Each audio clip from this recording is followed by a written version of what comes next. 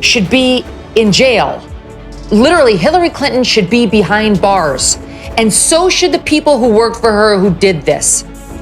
This is so blatantly corrupt. She wanted to distract from her email scandal. She cooked up a plan to accuse Trump of being a Russian agent in order to distract from her own legitimate scandal. She made up a scandal about Trump being a Russian asset. And they banked on the intel agencies working with her to perpetuate this lie, and it appears they were only too happy to assist. What happens when seasoned political finesse collides with blunt, unfiltered questioning? Sparks fly. Hillary Clinton arrived armed with decades of experience and a carefully managed persona. But Megyn Kelly wasn't there to play by the usual rules. She came with pointed questions, sharp instincts, and no tolerance for dodging. The outcome? A raw, unscripted exchange that peeled back the polish and revealed real tension. It wasn't just challenging, it was revealing, and Hillary didn't see the shift in control coming. We now know how Russiagate got started, and we know that it was all a lie started by the Hillary Clinton campaign. That the Hillary Clinton campaign realized she was in trouble because of her email scandal, which had broken in 2015 in the wake of Benghazi. We found these emails of hers that were weird, and people were like, what server was that on, and so on, and it created a problem for her.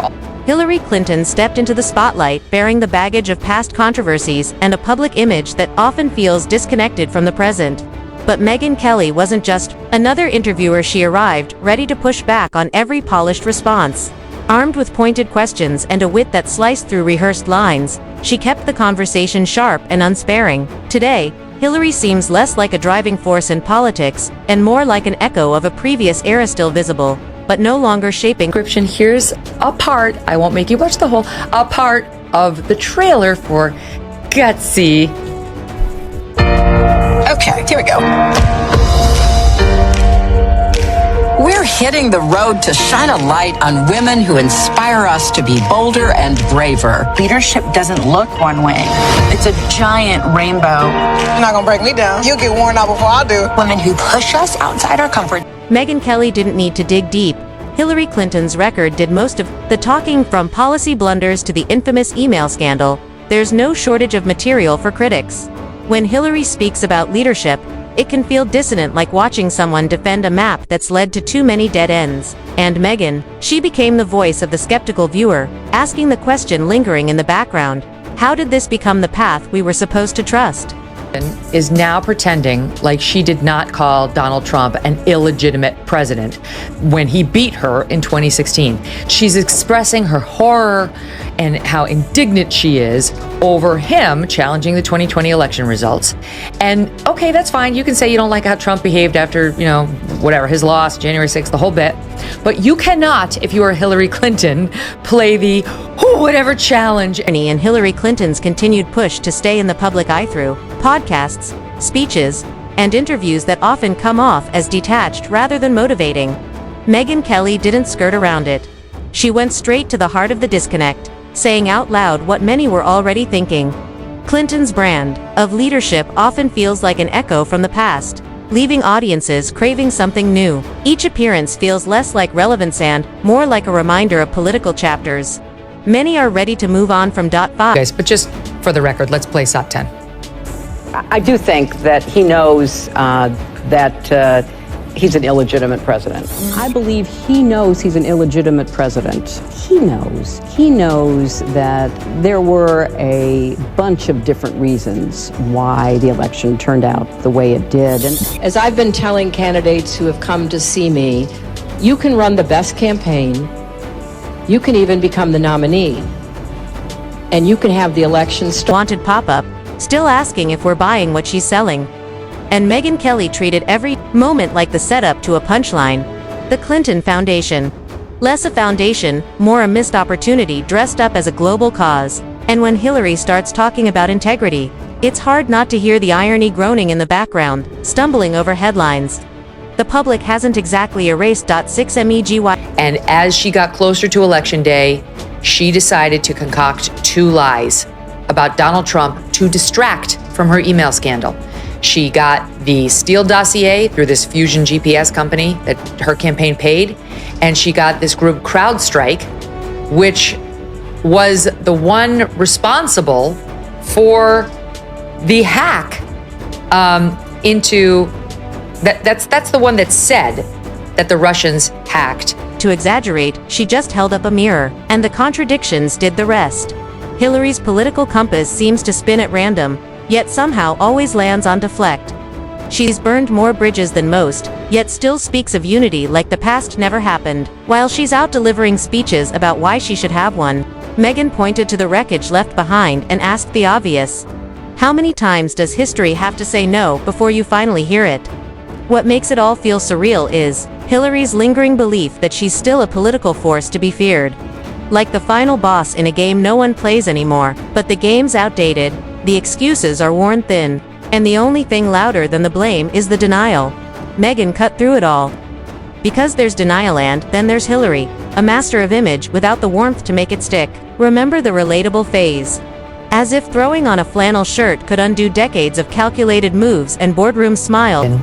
Just weighed in publicly again on why she lost. And just in case you were thinking it was because she didn't go to Wisconsin, you are wrong.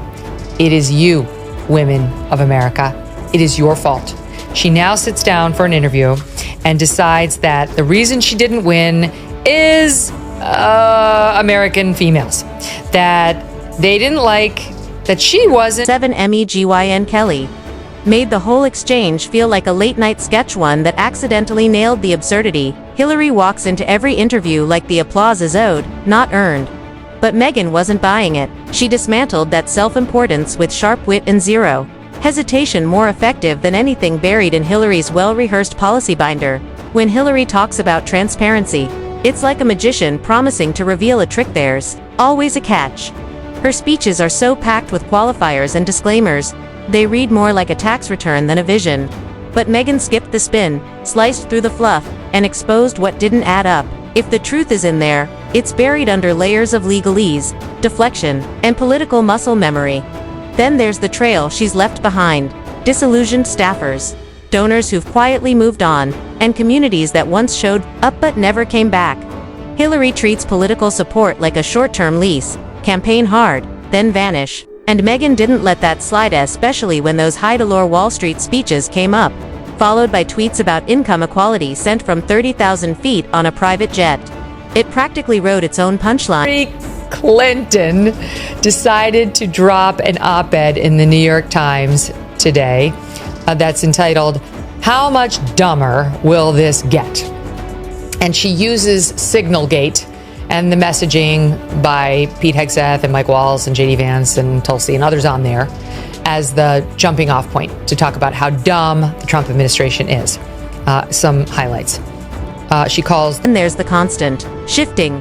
One day, Hillary's the progressive champion. The next, she's the centrist voice of reason. Sometimes she's a feminist icon.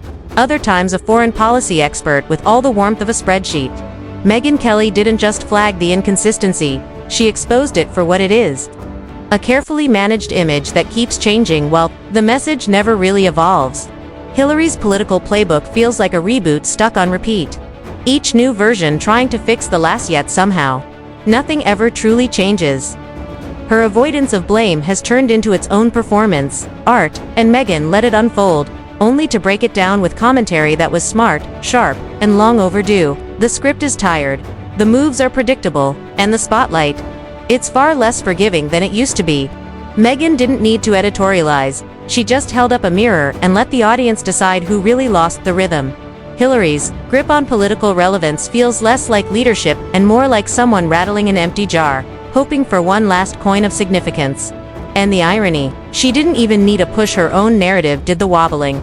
For someone who constantly talks about unity, she's remarkably good at stirring division. The moment she walks into a room, the atmosphere shifts: confusion, fatigue, and a low hum of political drama. Megyn didn't create that discomfort. She just turned up the volume on what everyone was already feeling. Are gutsy And in case you just need a little bit more of a description, here's a part, I won't make you watch the whole, a part of the trailer for Gutsy. Okay, here we go.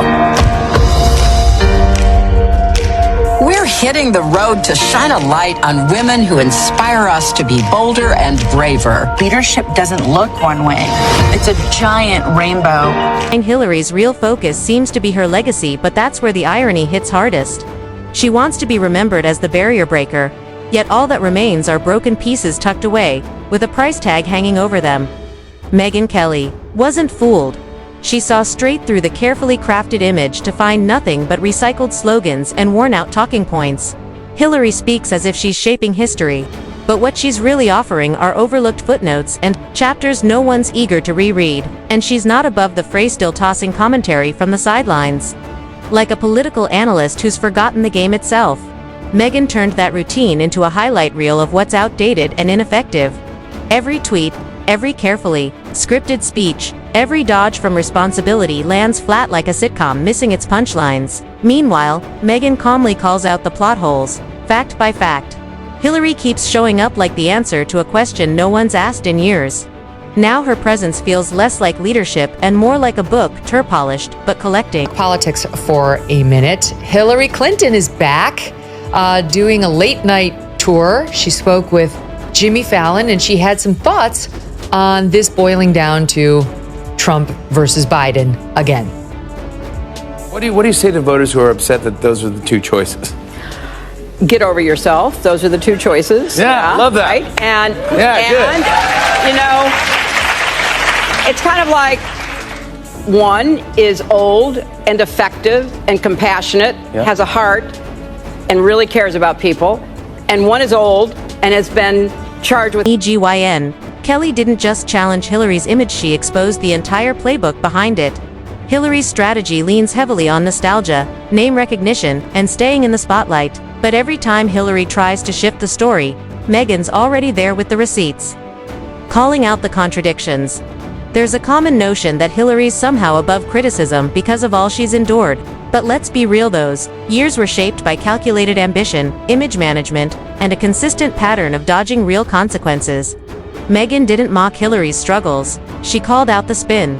There's a clear line between resilience and polished deflection. Hillary has been stuck in that second gear for decades. Megyn didn't need to take her down personally. Hillary built the persona, starred in the performance, and handed out the script. Megyn simply highlighted the plot twist that never arrived.